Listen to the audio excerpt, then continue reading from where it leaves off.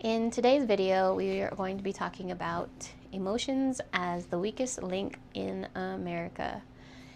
And we have an unspoken communication that is given to most Americans that emotions are somehow unsafe, and especially each family kind of has their own rule book of what emotions are safe or allowed or not.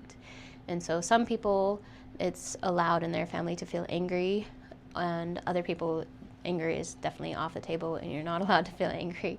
And every family just has kind of an outline of their, what I call a baseline emotion that they kind of come back to over and over and over again.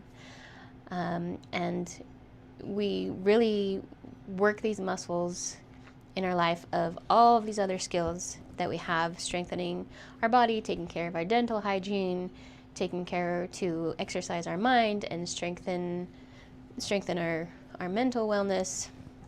But really, emotional wellness and mental wellness go hand in hand. When they're talking about mental wellness, it's oftentimes more tied to the emotional realm than people give it credence for. And if you don't take care of your emotions and you don't take care of the emotional realm, the mental realm is not going to be okay. We can't live a whole lifetime from the mind and expect the mind to be well. The mind and the heart are meant to live in harmony and in union with each other. They are complementary, opposites to each other. The mind is an awesome, wonderful, magnificent tool, and it's a tool where the heart is connected to the divine. The heart is what gives you the inner guidance and your intuition, and without these things, you're just kind of flying blind.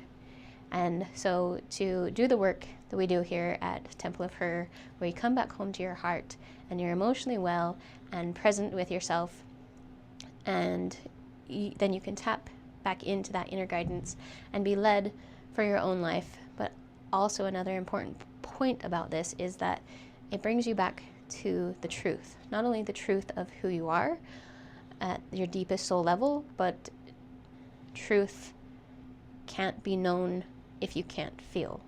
You can't only use facts to get to the truth, and that sounds really that's going to sound really strange to a lot of people, because they're like, well, the facts are the facts and that's how we get to the truth. There's a lot of statistics and studies that can make things really skewed and really wonky, and especially when you apply them to a big general populace, it might be true, but it doesn't necessarily mean it's true about you.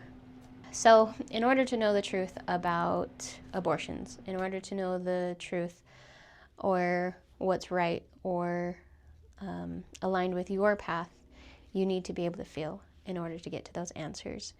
And about transgenders and about all sorts of political mayhem that's happening right now in our world, we have to be able to feel to get down to the bedrock of what is right and true for your family and for your path. And when you strengthen your emotional wellness, it strengthens the whole chain. And now you can be strong mentally, emotionally, physically, spiritually, all layers of life. But without it, all areas crumble, and you can't sustain wellness in every other area if you ignore the heart. And if you really check in with yourself, you will notice that when you feel happiness, where does it come from? It comes from the heart. And so when you take excellent care of your heart and your emotional center, then more happiness is possible, more enjoyment is possible, more lightheartedness and enjoyment of life is possible, because it's well maintained. And to a lot of people, that's a really scary thing to do, because they have this idea that they're going to be stuck in the emotion, or somehow it's going to make it true about them if they were to feel that. But it's actually the opposite is true.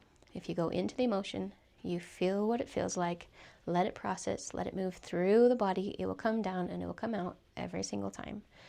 And if you ignore it, then what actually happens is it pops up, and then you have a knee-jerk reaction, and all of a sudden you're acting angry or hateful or depressed or or you're lashing out at a loved one when you don't want to be or don't mean to be. And it actually causes a lot of mayhem because it doesn't stay down. It's like trying to hold a basketball under the water. It's going to pop up. And so the sooner you address it and clean it out of the system, the freer you are, the happier you are, the more authentically you that you can be. And that is not only a gift to yourself, but it brings more value to the world that you share the gift of you and be authentically yourself.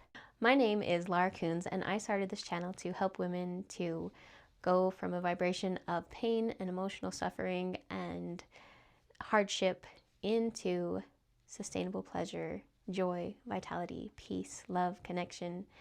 Emotions are challenging. We can do this together. You've got team and you've got support. We've also got tribe going on our school platform. The link will be below. We can't wait to see you there. Thanks for joining us.